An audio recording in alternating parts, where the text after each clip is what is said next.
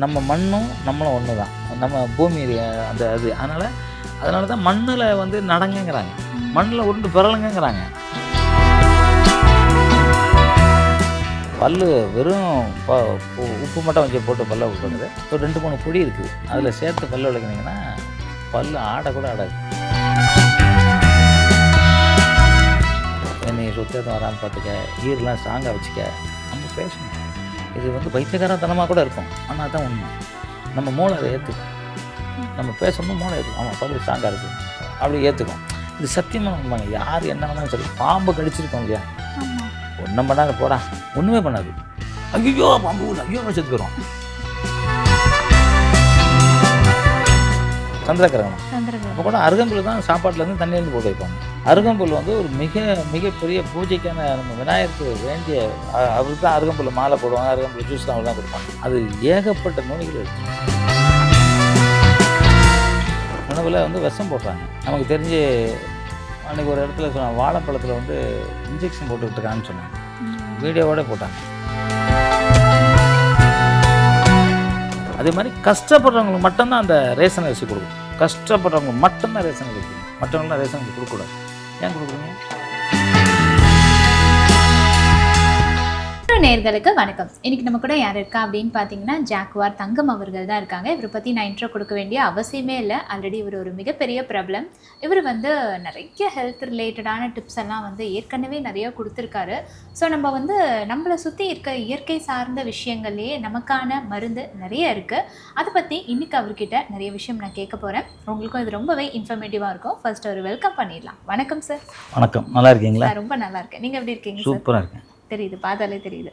First of all வந்து இந்த இயற்கை சார்ந்த மருத்துவம் நம்ம பண்ணுறதுனால என்ன விதமான நன்மைகள் நமக்கு இருக்குது சார், பெனிஃபிட்லாம்? ஹெல்த் குரு சேனல் நேயர்களுக்கும் தொழில்நுட்ப கலைஞர்களுக்கும் நிர்வாகத்தினருக்கும் கரம் கூப்பி சிரம் தாழ்த்தி நன்றிகள் வணக்கம் தெரிவித்து பெருமைப்படுறேன்.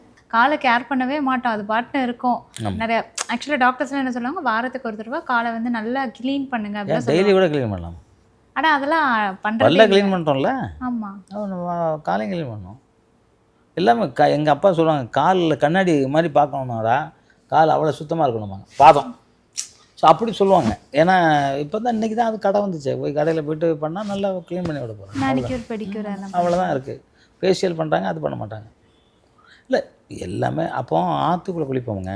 ஆமாம், அந்த காலத்தில் கேள்விப்பட்டிருக்கேன். ஆமாம், ஆற்றுல குளிப்போம். எல்லாம் வீட்டிலலாம் குளிக்கவே மாட்டோம், ஆறு தான், எல்லோரும் ஆறு தான். ஆற்றுல குளிக்கும்போது நல்லா அதில் ஒரு 1 ஹவர் குளிப்போம். இப்போ காலையில் ஒரு வாட்டி குளிப்போம், சாயங்காலம் ஒரு வாட்டி குளிப்போம். 1 ஹவரில் காலெலாம் நல்லா இதாகிடும். கீழே வேறு அந்த மீன் வேறு கடிச்சு சாப்பிட்டுட்டு இருக்கோம், அது ஒரு இதுவாகிடும், மீன் அடிக்கும். அப்புறம் அந்த படிக்கட்டிலேருந்து அந்த கல் தேய்க்கிறதுக்குன்னு படிக்கட்டு வச்சுருப்பாங்க, அதில் அப்படி தேய்ச்சா க்ளீன் ஆகிடும்.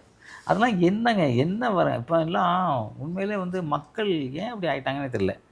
ஆற்றுல கொண்டு போய் பழைய அந்த பிளாஸ்டிக் பாரு, துணி குப்பைலாம் போடுறாங்க. நாளைக்கு இவங்க ஓகே, இவங்களை அப்புறம் அவங்க பிள்ளைங்க எப்படி வாழ்வாங்க தண்ணி இல்லாமல்? அதை முதல்ல நான் யோசனை பண்ணாமா, போடக்கூடாதுன்னு இதை யோசனை பண்ண வேண்டாமா? அதை போடுறாங்க, நான் பார்க்குறேன். அன்றைக்கி ஒருத்தவங்க போடுறாங்க, அப்படி இங்கேருந்து கீழேருந்து குப்பையை போடுறாங்க. நான் கேட்டாங்க, என்னங்க இப்படி போடுறீங்க, உங்கள் வீட்டுக்குள்ளே போடுவீங்களா, போட மாட்டீங்களா? இது நம்ம வீடு தாங்க. கண்டிப்பாக உலகமே நல்லா இருக்கணுங்க. இப்போ நான் மட்டும் நல்லா இருந்தால் என்ன பண்ணுறேன், நீங்கள் நல்லா இருக்கணும், அவர் நல்லா இருக்கணும், பக்கத்து வீட்டு அக்கத்து வீட்டு எல்லோரும் நல்லா இருந்தாங்க சந்தோஷம். என்ன கொண்டு போகிறோம், வாழ்ந்து தனியாக பெரிய வீடாக இருக்கணும், பெரிய சாப்பாடு 2 இட்லி சாப்பிடுவாங்களா, என்ன பண்ணுவாங்க? அதை வச்சு என்ன பண்ண போகிறாங்க? எல்லாம் சந்தோஷமாக சிரித்து ஹாப்பியாக இருக்கணும். அதுக்கு எல்லாருமே ஒழுக்கமாக இருக்கணும். நான் மட்டும் ஒழுக்கமாக இருந்தப்படாது, நீங்கள் எல்லோரும் ஒழுக்கமாக இருக்கணும். இந்த குப்பைங்களை வந்து முதல்ல வந்து இந்த நீர்நிலையில் போடக்கூடாது. ஏரியில் குளத்தில் போட்டுட்டு குளம்லாம் போச்சு, நீர் இல்லாமல் போச்சு. இன்றைக்கி வந்து போரூர்லேருந்து இங்கே வந்து கிட்டத்தட்ட 300 குளம் தான். ஒரு குளம் 2 குளம் தான் இருக்குது. இப்போ அது எல்லாத்தையும் மூடிட்டாங்க. இந்த குப்பை போடுறதுக்கெலாம் போர்கிட்ட குப்பை போடுறதுக்குனே மூடியிருக்காங்க. குப்பை போடுற இடம் இல்லை, அதுக்கு வந்து குப்பை போடுறதுக்குனே ஒரு குளத்தையே மூடியிருக்காங்க. எவ்வளோ பெரிய தப்பு பாருங்கள். ஸோ அதெல்லாம் வந்து மக்கள், அரசாங்கம் நல்லா பார்த்துக்கணும். அரசாங்கம் வந்து மக்களை நல்லா பார்த்துக்கணும். ஏன்னா அரசாங்கம் மட்டும்தான் நம்பி நம்ம எல்லாமே செய்கிறோம். நம்ம தனிப்பட்ட முறையில் எல்லாம் செய்ய முடியுமா தெரியாது. அரசாங்கத்தை நம்பி, அரசாங்கம் தான் எல்லாத்தையும் பார்த்துக்கணும். குப்பை போடுறது, இந்த குளத்தில் போடுறது, இதில் போடுறது, அதெல்லாம் அவங்க தான் எடுத்துக்கணும். இப்போ பார்த்திங்கன்னா இங்கேருந்து கல் எல்லாத்தையும் உடச்சி அனுப்பிச்சிட்டாங்க. நான் அன்றைக்கி திருச்சி வரைக்கும் போகிறேன்.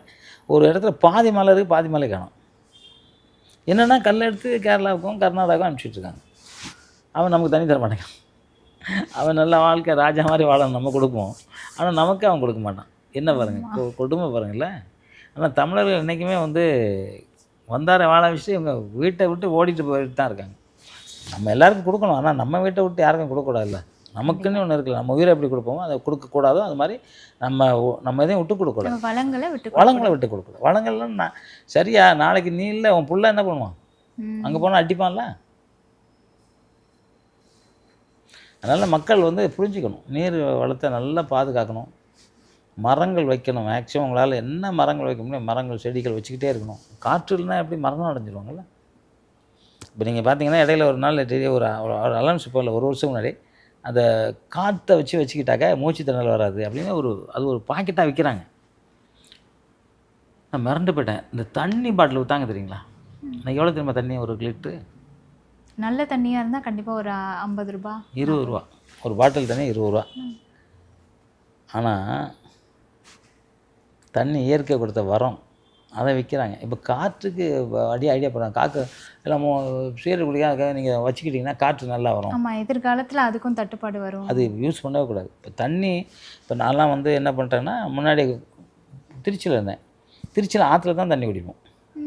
எல்லாம் குளிப்பாங்க, சாக்கடைக்கிற எல்லாம் வரும், ஆனால் அதை குடிப்போம், ஒன்றுமே ஆகாது. இன்றைக்கி சும்மா ஒரு கிளாஸ் தண்ணி வேற எங்கன்னா வாங்கி குடித்தா முடிஞ்சு போச்சு. நம்ம கொதிக்க வச்சு அதை வந்து அப்படியே பாடமுறுத்தி கொடுத்தா தான் நமக்கு நல்லாயிருக்கு. ஏன்னா அது பழகிட்டோம்.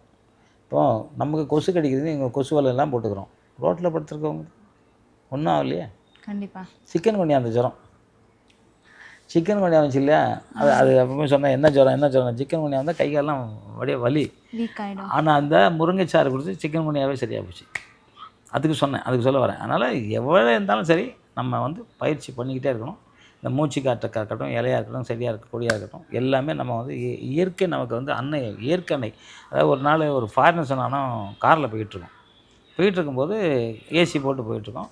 அந்த ஃபாரினர்ஸ் எல்லாம் டோர்லாம் இறக்க சொல்லுங்கிறாரு. இறக்குங்கன்னு சொல்கிறார் இங்கிலீஷில். ஏன் இறக்க சொல்கிறாரு அப்படிங்கும்போது அவர் என்ன சொல்கிறாருன்னா, எங்கள் ஊர்லலாம் ஒரே ஒரு மரம் தான் இருக்கும், அது ஒரே ஒரு காட்டு மரம், ஏதோ ஒரு மரத்தை அழகாக வச்சுருப்பாங்க. பல லட்சம் கோடிக்கணக்கு மரம் இருக்குது, இதெல்லாம் நல்லது, இந்த காற்று நான் சுவாசம் பண்ணணுங்கிறான். நமக்கு அந்த இது இல்லை பாருங்கள், நம்மகிட்ட இருக்குங்கிறதுனால அதை பார்க்கல. சொல்ல எங்கிட்ட ஒரு மரம் என்னவோ யூகாலிப்டஸ் மரம், ஏதோ ஒரு மரம், அந்த மரமாக தான் வச்சுருப்பாங்களா, வேறு ஒரு மரம் செடி கொடி இருக்காதான். அந்த ஊரில் காக்கா கூட இருக்காதாங்க. காக்கா கூட வாழ தகுதி இல்லாமல் காக்கா வாழலாம். இப்போ நம்ம ஊரில் இந்த இதெல்லாம் செல்ஃபோன் வந்த போது டவர் வச்ச உடனே அந்த குருவிலாம் செத்து போச்சுல, அந்த மாதிரி அந்த ஊரில் ஒன்றுமே கிடையாது. காக்காலாம் வராங்க, காக்கா கழுகுலாம் அவங்க பார்த்ததே இல்லையா. அது மாதிரி அந்த ஆள் சொல்கிற ஏசிலாம் வேணாம், நீங்கள் இறக்கி விடுங்க அப்படின்னு இறக்கி விட்டு தான் போகிறோம். என்னங்க இவ்வளோ மரமா இந்த எத்தனை அப்படிங்கிறாரு. ஒரு இடத்துல இறங்கிட்டார். என்னங்க இது ஒரு மரம், இது புளிய மரம், வேப்ப மரம் இருக்குது, ஒரே மரம் இருக்குது, கொல்காப்புளி மரம் எல்லாம் சொல்லும்போது அவர் ஆச்சரியப்படுறாரு. புளிய மரம் எடுத்து சாப்பிட்டு என்ன டேஸ்ட்டுங்கிறார். புளிய மரம் ரோட்டில் இருக்கு இல்லையா, அது சொல்கிறாரு. அந்த மாதிரி நமக்கு அவங்களுக்கு இது அந்த இல்லை, நம்மகிட்ட இருக்குது, நம்ம அதை வேஸ்ட் பண்ணுறோம். நம்ம அந்த மரங்களை இப்போ அவங்கெல்லாம் என்ன வேறு ஒரு இப்போ சில நாட்டில் என்ன பண்ணுறாங்கன்னா, ஒரு மரம் ரோட்டுக்கு அடைஞ்சிடாங்கன்னா அந்த மரத்தை வேரோடு பிடுங்கி பத்திரமா வைக்கிறாங்க, வேறு இடத்துல வச்சு வளர வைக்கிறாங்க. ஆனால் நம்ம வெட்டிடுறோம். இப்போ வந்து அரசாங்கம் வந்து வெட்டக்கூடாதுன்னு ஒரு சட்டம் போட்டிருக்காங்க. ஏன்னா பனைமரம் எடுத்துங்க, பனைமரம் வந்து அந்த காலத்தில் கடல் ஓரமாக பனைமரம் வச்சுருப்பாங்க. ஏன்னா சுனாமி வந்தால் கூட உள்ளே வராதான். பனைமரத்துக்கு அவ்வளோ சக்தி, அது வந்து தண்ணியெல்லாம் எடுத்துக்காது. அந்த மாதிரி அது வந்து பனையில் பயணிலேருந்து பனங்கற்கள்லேருந்து எல்லாத்துக்கும், அந்த மட்டையாக இருக்கட்டும், அந்த எல்லாமே மருந்து. அதெல்லாம் யார் போய் இப்போல்லாம் செய்கிறாங்க? ஒன்றுமே செய்யலை. அதெல்லாம் காப்பாற்றணும், பனையை காப்பாற்றணும், மரங்களை காப்பாற்றணும், செடி கொடியை காப்பாற்றணும். ஏன் அந்த அரிசியை வந்து நம்ம காப்பாற்றணும். அரிசியிலேயே வந்து நமக்கு முன்னாடி மருந்துகள் இல்லாத அரிசி, ஒரு மருந்து இருக்காது. அந்த தண்ணியெல்லாம் குடித்தா எப்படி இருக்கும் தெரியுமா? இந்த நீராரம் குடிப்பாங்களே, அப்பா டேஸ்ட்டாக இருக்கும். என்ன வாசனைங்க, அந்த வாசனைங்க. இப்போ எங்கள் ஊருக்குலாம் போனால் அந்த சமையல் பண்ணால் ஒரு வாசனை இருக்குது. மண்பானையில் தான் சமையல் பண்ணுவோம் நாங்கள், இந்த மாதிரி குக்கர்லாம் கிடையாது. அப்போ அவ்வளோ வாசனை, அவ்வளோ சத்து. மீண்டும் அது வந்தால் நல்லாயிருக்கும். கண்டிப்பாக. அதே மாதிரி இந்த மண்பானையில் சமைக்கிறதுக்கு அந்த மண்பானை, இந்த கல் சட்டி இதிலெல்லாம் சமைக்கிற அந்த டேஸ்ட்டும் தனியாக இருக்கும், அது சத்தும் அதிகமாக இருக்குன்றாங்களே, அது என்ன மாதிரி சார்? நீங்கள் ஒன்றும் இல்லை, ஒரு மண் பாத்திரத்தில் தண்ணி ஊற்றி வைங்க. தண்ணி ஊற்றினா குறைஞ்சிரும். ஏன்னா மண் பிடிக்கும், அதுக்குள்ளே ஓட்டையாக இருக்கும். ஆமாம், தண்ணி அப்சர்வ் பண்ணிடும். ஆமாம், நான் கூட பாருங்கள் மண்ணில் தான் ஊற்றி வச்சுப்பேன். உறிஞ்சிரும் தண்ணி, நான் ஊற்றி வச்சுருவேன், அதெல்லாம் குடிப்பேன். ஏன்னா நம்ம உடம்பு முக்கியம், நம்ம மண்ணும் நம்மளும் ஒன்று தான், நம்ம பூமி அந்த அது. அதனால தான் மண்ணில் வந்து நடங்கங்கிறாங்க, மண்ணில் உருண்டு பிறலுங்கிறாங்க, நோய் வராதுங்கிறாங்க. இப்போ நாங்கள்லாம் குஸ்தி பண்ணுவோம்ல, அது மண்ணு தான். மண் அந்த குங்குமம் போட்டுக்குவோம், மஞ்சள் தூள் படிலாம் போட்டுருவோம், முட்டை வெள்ளைக்கரு போடுவோம். வெள்ளைக்கரு போட்டு அப்படியே ஒரு இது மாதிரி பெரிய இடம் இருக்கும், அந்த இடத்துல மண்ணை ஒரு லாரி மண்ணை கொட்டியிருப்போம். திருப்பி திருப்பி பரட்டி பரட்டி அதில் விளையாடுவோம். அது விளையாடும்போது அது வந்து நோய் நொடியே வராதுங்கிறாங்க, மண்ணுக்குள்ளே விளையாண்டா. அது மாதிரி எவ்வளோ எல்லாம் எவ்வளோ சக்தி உள்ளது. இப்போ என்ன இப்போ நிறையா பேர் டாக்டருங்களா என்ன அக்குபஞ்சர் மாதிரி நீங்கள் வந்து வெறுங்காலோட நடங்க, ம். முன்னாடி வெறுங்காலோட நடக்காதீங்கன்னாங்க, இப்போ வெறுங்காலோட நடங்க ஆமா. அப்படிங்கிறாங்க. பல் விளக்குறதுக்கு இந்த கிராம்பெலாம் வைக்கக்கூடாது, உப்புலாம் போடக்கூடாதுன்னாங்க. ம். இப்போ அவங்களே விளம்பரம் பண்ணாங்க, உப்புலாம் சேர்த்துக்கிட்டு இருக்கோம், இல்லை உப்பு சேர்த்துருக்கோம், பல் வெள்ளையாக இருக்கும் அப்படிங்கிறாங்க. ஆமா. இது மாதிரி என்னெல்லாம் சொல்கிறாங்க பாருங்க. அதனால் எல்லாமே அந்த காலத்தில் உள்ளதான் சக்ஸஸ். அதை நான் இன்னைக்கு வரைக்கும் ஃபாலோ பண்ணுறேன். உண்மைக்கு பல் விளக்குறதா இருந்தால் கூட நான் இன்னைக்கு வரைக்கும் அதை தான் ஃபாலோ பண்ணுறேன். கண்டிப்பா. அதே மாதிரி அந்த உப்பு சொன்னீங்க இல்லையா சார், நான் கேள்விப்பட்டிருக்கேன். உப்பு போட்டு நம்ம பேஸ்ட் எல்லாம் இல்லாம வெறும் கல் உப்பு போட்டு பல் விளக்குனாலே வந்து நம்ம அந்த பற்கள் எல்லாம் வந்து விழாம ரொம்ப ஸ்ட்ராங்கா இருக்கும். வாயில வந்து அந்த துர்நாற்றம்லாம் வராதுன்னு சொல்லி கேள்விப்பட்டேனே, அது உண்மையா சார்? இல்லைங்க, பல் வெறும் உப்பு மட்டும் வச்சு போட்டு பல்ல வைக்கக்கூடாது. அதுக்கு வந்து கிராம்பு பவுடரு, கிராம்பு பவுடர், அப்புறம் வந்து கிராம்பு பவுடர், கசகசா பொடி கிராம்பு கசகசா பொடி, பொடி, அப்புறம் வந்து ஒரு 2 3 பொடி இருக்குது. அதில் சேர்த்து பல் விளக்குனீங்கன்னா பல் ஆடக்கூட ஆடாது, ஸ்ட்ராங்கா இருக்கும். சொத்தை கூட வராதுங்க. சொத்தை வந்திருந்தால் கூட வலிக்காது. ஸோ அந்த மாதிரி நிறைய இது நம்ம சித்தர்கள் நிறைய சொல்லி வச்சுருக்காங்க. நான் தான் அதெல்லாம் ஃபாலோ பண்ணுறேன். என் பல்லு ஸ்ட்ராங்காக இருக்கா? ரொம்ப ஸ்ட்ராங்கா இருக்கு சார். ஒருத்தவங்க கேட்டாங்க, அவங்க மாதிரி ஆங்கர் முடியை இழுத்து பார்க்கட்டு மாட்டாங்க. ஏன்னு இல்லை, முடி விற்க வச்சுருக்கீங்களோன்னாங்க. அப்புறம் என்ன பல்லு செட்டப்பாக சார்னாங்க. என்னங்க இல்லைங்க அப்படின்னேன். ஸோ நான் அந்த மாதிரி இயற்கையான கூடவே இருக்கேன். இயற்கையாக கூடவே நான் வந்து கையில் தான் பல் விளக்கம் பார்த்துக்கேன். ப்ரஷ் யூஸ் பண்ண மாட்டீங்க? ப்ரெஷ்ஷு லாஸ்ட்டாக யூஸ் பண்ணேன். ஏன்னா அது வந்து எதனா அழுக்கு எதனா இருக்குமோங்கிறதுக்காக லாஸ்ட்டாக யூஸ் பண்ணுவேன். ஆனால் ப்ரெஷ் யூஸ் பண்ண மாட்டேன். கடுக்காய் பொடி, கடுக்காய் பொடி, கடுக்காய் பொடி பல் ஆடாது. லைஃப்பில் பல் ஆடவே ஆடாது. இதெல்லாம் வச்சு நான் பொடியாக தயார் பண்ணி வச்சுருக்கேன். நானாக தயார் பண்ணி வச்சுருக்கேன். இதெல்லாம் நான் பிஸ்னஸ் பண்ண போகிறேன். Super sir. என்னென்ன பொடி நீங்கள் போடுவீங்க சார் அந்த மாதிரி ப்ரஷ் பண்ணுறதுக்கு? அதான் கடுக்காய் பொடி, கடுக்காய் பொடி, கசகசா பொடி, கடுக்காய் பொடி, கசகசா, கொஞ்சம் உப்பு, அப்புறம் வந்து இந்த இது சொன்னேன் கிராம்பு. ஆமாம், இதெல்லாம் பொடி பண்ணி வச்சு இதெல்லாம் பொடி பண்ணி வச்சுருவேன். பொடி பண்ணி வச்சுட்டு அதுதான் வச்சு காலையில் பல் விளக்குவேன். காலையில் நைட்டு. ஆனால் கையை வச்சு தான் விளக்குவேன். ஓகே. கடைசியாக ப்ரஷ் யூஸ் பண்ணிப்பீங்க? கடைசியாக சும்மா ப்ரஷ் யூஸ் பண்ணுவேன். ஏன்னா உள்ளே எதனா இதில் எதனா போய்டும்னு சொல்லுவாங்க. அதுவும் நிறையா நேரம் யூஸ் பண்ணக்கூடாது. ப்ரெஷ்ஷு நிறையா யூஸ் பண்ணால் ஈரு போயிடும். ஓகே. ப்ரெஷ் வந்து சும்மா அப்படியே வச்சு அப்புறம் கையை வச்சு தான் பண்ணணும். கையை வச்சு தான் வைக்கணும். அது வந்து நம்ம ப்ரஷ்ஷு ரொம்ப நேரம் வச்சுருந்தோம்னா பல் வந்து வீக் ஆகிடும். ஆமாம். இதில் என்ன தெரியுங்களா, ஒரு பெரிய மந்திரம். பல்லு தேய்க்கும்போது நம்ம பல்லுக்கிட்ட பேசணும். என்னை சொத்து எதுவும் வராமல் பார்த்துக்க, ஈரெலாம் ஸ்ட்ராங்காக வச்சுக்க, நம்ம பேசணும். இது வந்து பைத்தியக்காரத்தனமாக கூட இருக்கும், ஆனால் அதுதான் உண்மை. நம்ம மூளை அதை ஏற்றுக்கும். நம்ம பேசும்போது மூளை ஏற்றுக்கும். ஆமாம், பல்லு ஸ்ட்ராங்காக இருக்குது அப்படி ஏற்றுக்கும். இது சத்தியமான உண்மைங்க. யார் என்ன வேணாலும் சரி. பாம்பு கடிச்சிருக்கோம் இல்லையா? ஆமாம். ஒன்றும் பண்ணாது, போடா, ஒன்றுமே பண்ணாது. ஐயோ பாம்பு, ஐயோ செத்து போயிடும்.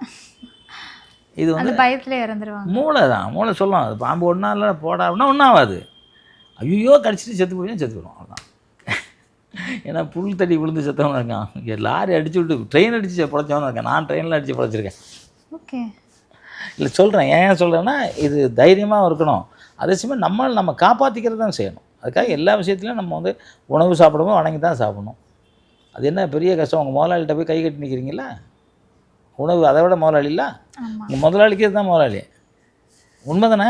கண்டிப்பாக. நான் ஒரு அதிகாரியை பார்க்க நான் கை கட்ட பதித்து அது மாதிரி சாப்பாட்டை பவித்திரமாக தான் சாப்பிடணும். நான் அப்படி தான் சாப்பிடுவேன். என்ன மாதிரி எல்லோரும் சாப்பிட சொல்கிறாங்களாம்.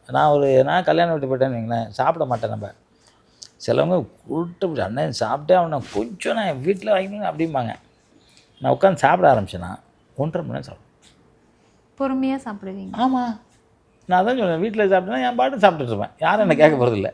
அங்கே வந்து என்கிட்ட 10 செட்டு ஒரு 4 பேர் மாறிடுவாங்க சாப்பாட்டுக்கே. என்ன நினைப்பாங்க, மாசு நிறைய சாப்பிடுவார். நான் இவ்வளோ தான் சாப்பிடுவேன். அந்த சாப்பாடு அவ்வளோ நேரம் சாப்பிடுவேன்.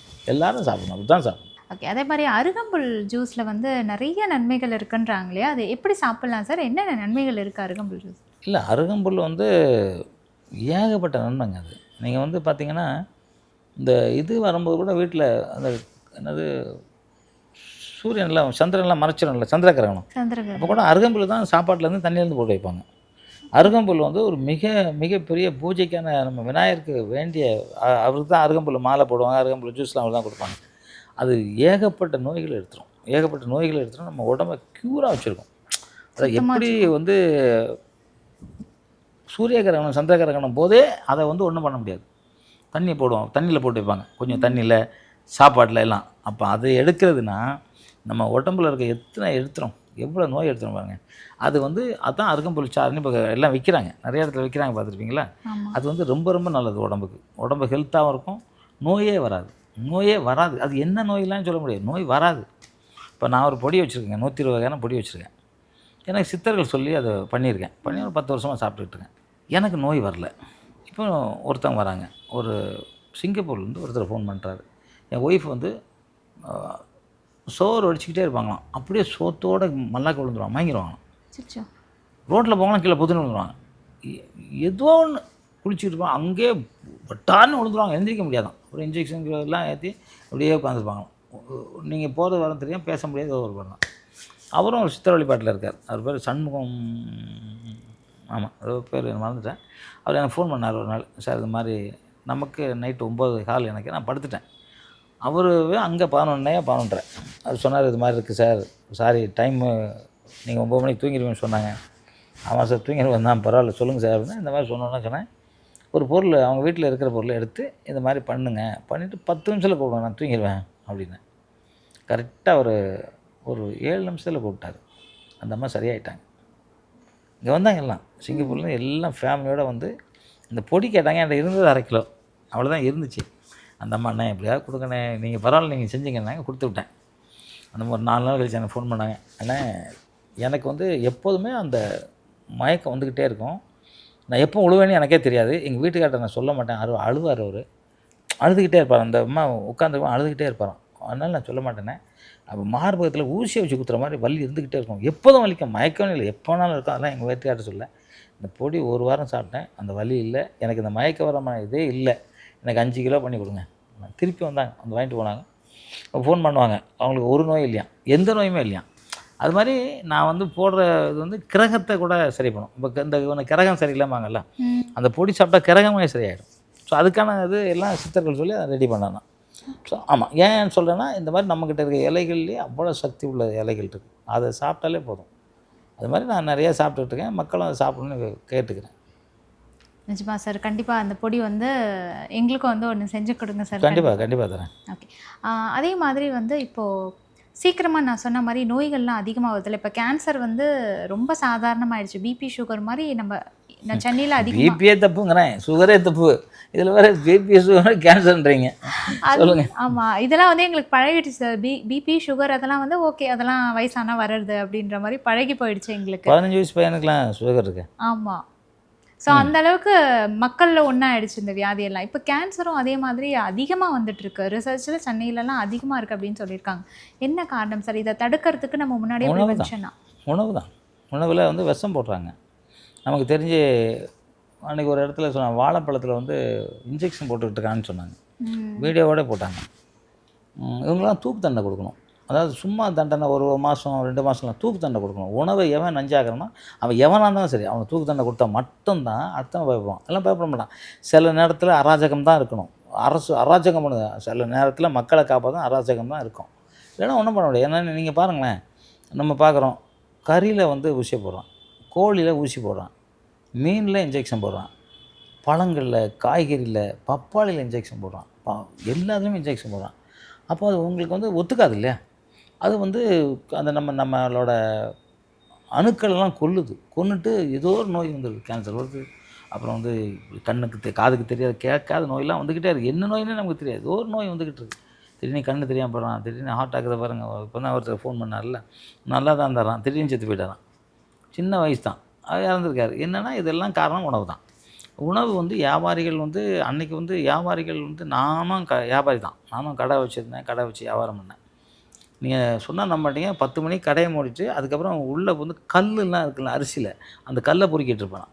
அப்புறம் வந்து வெங்காயத்தில் வந்து தோல் இருக்கலாம், தோலெல்லாம் கிளியர் பண்ணுவோம், பூண்டில் கிளியர் பண்ணுவோம். ஸோ அந்த மாதிரி நாங்கள் இருந்தது எனக்கு நல்ல ஞாபகம் இருக்குது.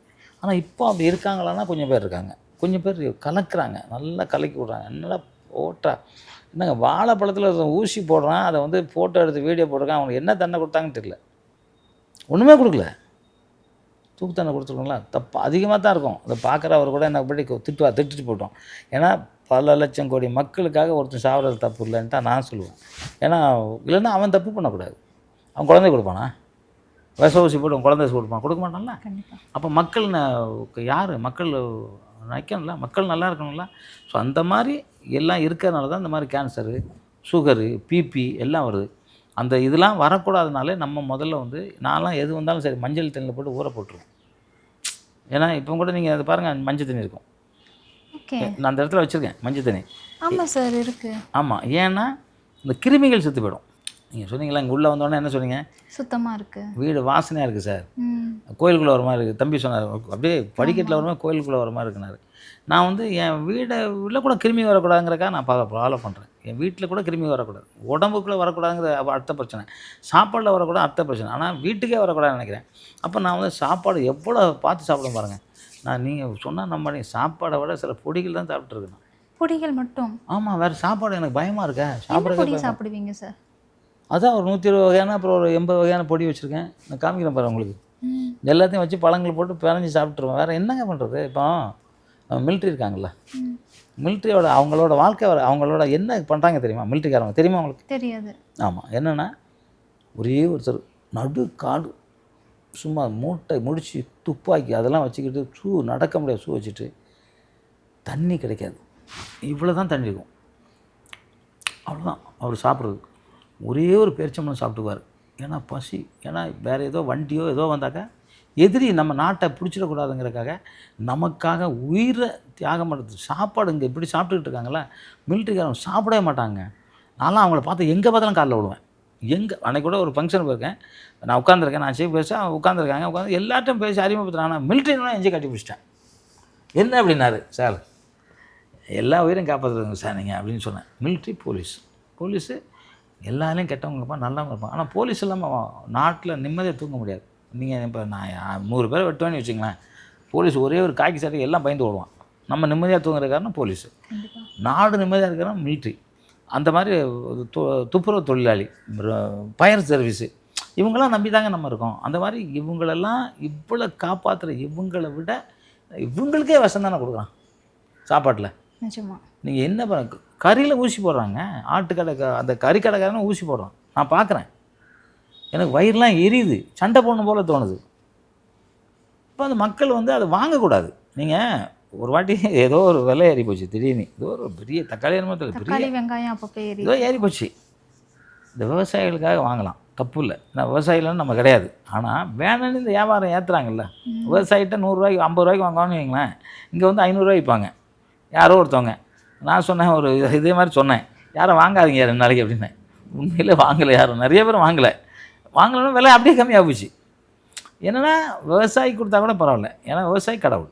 எப்படி கடவுள் நம்மளை படைக்கிறாரோ அது மாதிரி விவசாயி வந்து ஒரு விதையை போட்டு அந்த விதையில் அவர் இரவு பகல் தூங்காமல், நரியெலாம் உள்ளே போந்துடும் அதெல்லாம் போகாமல் அந்த காட்டுக்குள்ளேயே ஒரு இடத்துல படுத்து இருந்துட்டு பாதுகாத்து அதை மக்களுக்காக அறுவடை செஞ்சு ஆனால் கோடி சம்பாதிக்கிறாங்களா என்ன, குடிசை வீட்டில் இருக்காங்க விவசாயிகள்லாம். அவங்க வந்து கொடுக்குற உணவு இல்லை, அந்த உணவை வந்து நீங்கள் ட்ரிபிளுக்கு வாங்குறாங்களா, அந்த வந்து அரசாங்கமே பண்ணலாங்கிறேன். தப்பே இல்லையா, ஒரு நாட்டில் அரசாங்கம் தான் என்ன பண்ணுது, எல்லாமே அரசாங்கம் பண்ணுது. ஏன்னா விவசாயிக்கு நல்ல சம்பளம் கொடுக்கணும், அவங்க கடவுளுக்கு நிற்காது, அவங்கள வந்து கோயில் கட்டி கும்பிடணும். கோயில் கட்டி கூட கும்பிட வேண்டாயா, அவங்கள வணங்கு, அந்த விவசாயிக்கு சம்பளம் கொடு. அவர் வந்து ஒரு பயிர் போட 3 மாதம் தூங்கியிருக்க மாட்டார், ஆனால் விவசாயி தான்.